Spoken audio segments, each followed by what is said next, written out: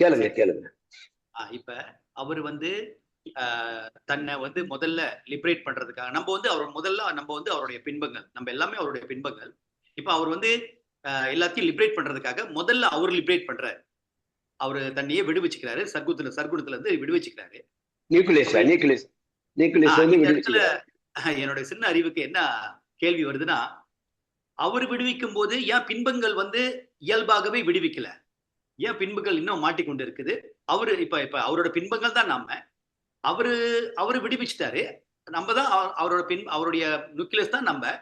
ஆனா நம்ப விடுபடல. ஆனா அவரு விடுபட்டாரு. ஆனா ஏற்கனவே பார்க்கும்போது அவரோட பின்புகள் தான் நாம. சோ இந்த இடத்துல கேள்வி என்னன்னா, ஏன் நம்ப விடுதலை பெறல?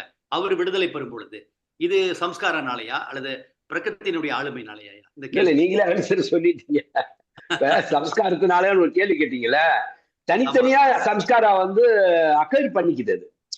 ஏன்னா அந்த மாதிரி பிரகிருதி வந்து சம்ஸ்காரங்களை வந்து பைண்ட் பண்ணி தனித்தனியா வச்சுட்டாங்க இப்ப.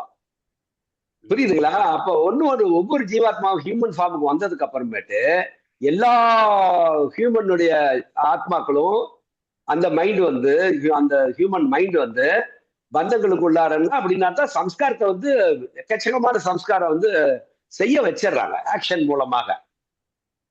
அப்போ ஒண்ணுமே தனித்தனியா கட்டப்பட்டு கிடக்குது. ஒரு ஹியூமன் மைண்டுமே பிரகிருதி வந்து ஏற்கனவே வந்து அனிமலினுடைய அந்த நேச்சர் இருக்கு இல்லையா, அது ஹியூமன் ஃபார்ம்ல புதுசா நம்ம அக்வேர் பண்ணலனாலும் அந்த அனிமல் குவாலிட்டிஸ்ன்றது வந்து ஏற்கனவே பில்ட் ஆயிருக்கு நம்ம ஹியூமன் ஃபார்முக்குள்ளார. ஆமாய்யா. அது டிவினிட்டிக்கா மாறணும். ஒண்ணுக்குமே தனித்தனியாவே அந்த அனிமலிட்டி இருக்குது உள்ளார.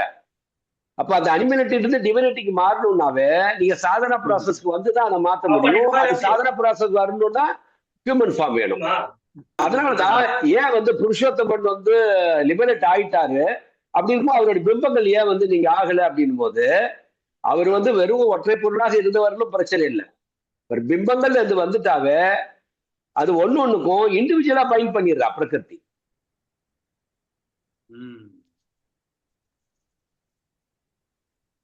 புரியுதுங்களா? இப்போ புரியுதியா. தனித்தனியான அப்ப தனித்தனியா கட்டும் போது பிரகிருதி வந்து புருஷோத்தோட மொத்தமா கட்டி வச்சிருந்தவர்களும் ஓகே.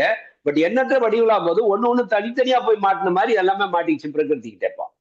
பட் இப்ப என்ன பண்ணணும்னாலும் ஆனா தனித்தனியா பிம்பங்கள் மாட்டினாலும் என்னுடைய ஒரிஜினலை வந்து நான் முதல்ல வந்து எப்படி அதை வந்து அந்த கட்டுக்கள் வந்து எப்படி அவுத்து விடணும் அப்படின்ற டெக்னிக் வந்து புருஷோத்தனுடைய இதுல இருக்குது. அவர் பந்தங்களுக்குள்ள இருந்தாலும் அவர் தான் ப்ரோக்ராம் பண்றாரு இல்லையா, அதனால அவருக்கு எல்லாமே தெரியும். ஆன்லைன் என்டிட்டியா தான் இருக்கிறாரு அவர். பட் பிம்பங்களாக மாறுகின்ற பொழுது பிம்பம் வேற ஒரிஜினல் வேற தானே. அப்ப ஒண்ணுக்கும் அந்த குவாலிட்டி மாறும்ல.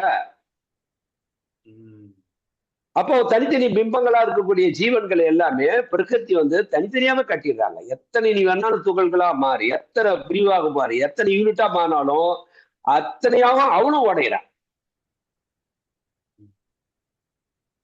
அதனாலதான் இப்ப நீங்க கேட்ட கேள்வி, புருஷோத்தமன் வந்து அவர் வந்து நியூக்ளியஸ் வந்து அவர் வந்து தியானம் பண்ணி அவர் வந்து லிபரேட் ஆகும்போது அவரோட ரிஃப்ளெக்ஷனும் வந்து ஆகணும் இல்லையா லிபரேட்டும் போது, இங்க தனித்தனியா பிரிஞ்ச உடனே தனித்தனியா கட்டி போட்டுறாங்க அந்த அம்மா. அதனாலதான் வந்து அது ஆக முடியாது.